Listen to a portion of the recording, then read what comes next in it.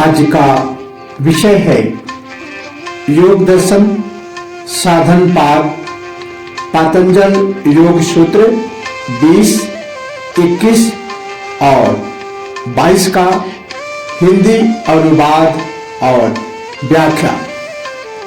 सूत्र 20।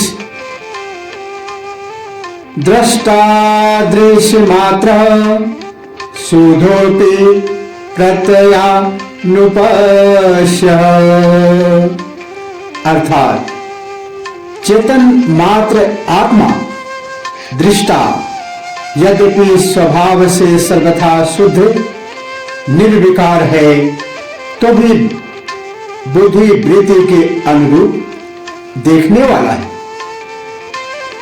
पहले बताया गया है कि प्रकृति और पुरुष आत्मा के संयोग से ही सृष्टि है। इसमें प्रकृति के कार्य, गुण तथा स्वभाव को पहले बताया गया है। यह दृश्य जगत तथा इसके सूक्ष्म कारणभूत तत्व सब प्रकृति ही है। इसलिए इस प्रकृति को दृश्य कहा गया है।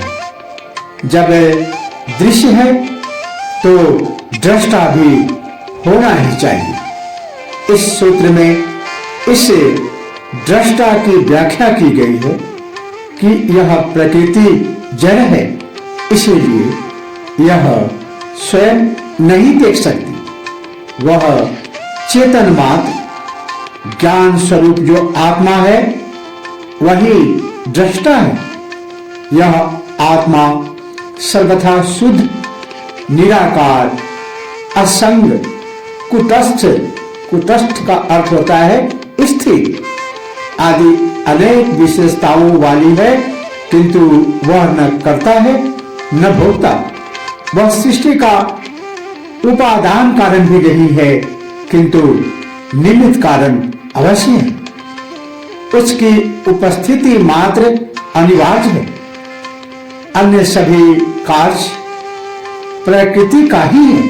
यह आत्मा केवल दृष्टा है, किंतु इसका संबंध प्रकृति के साथ हो जाने से वह बुद्धि चित्त की वृत्तियों के अनुरूप देखता है। इसका यह संबंध अविद्या के कारण है, जो अनादि कहा जाता है।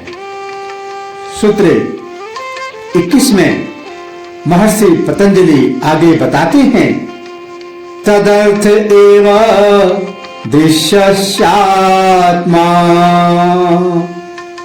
अर्थात उक्त दृश्य का स्वरूप उस दृष्टा आत्मा के लिए ही है। दृश्य प्रकृति का यह स्वरूप उस दृष्टा आत्मा के लिए इसलिए है क्योंकि देखने वाला वही है।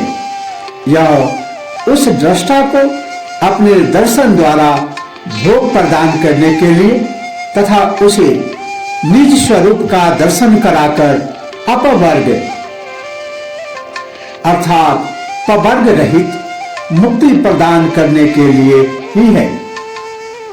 ये दोनों कार्य वह अविद्या तथा विद्या के द्वारा करती है। यही इसका प्रयोजन है।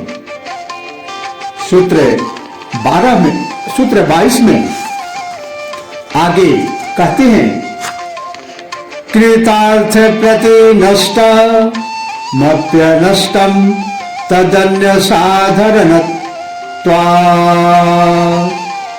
अर्थात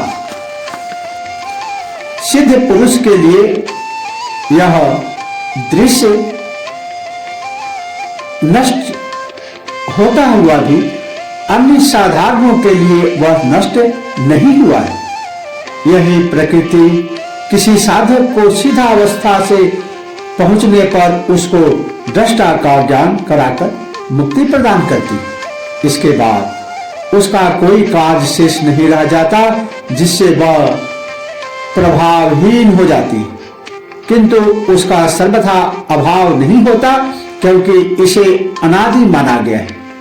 उसका कार्य अन्य साधारणों के लिए उसी प्रकार चलता रहता है क्योंकि कोई भी पदार्थ नष्ट नहीं होता, केवल साधक ही इससे मुक्त होता है।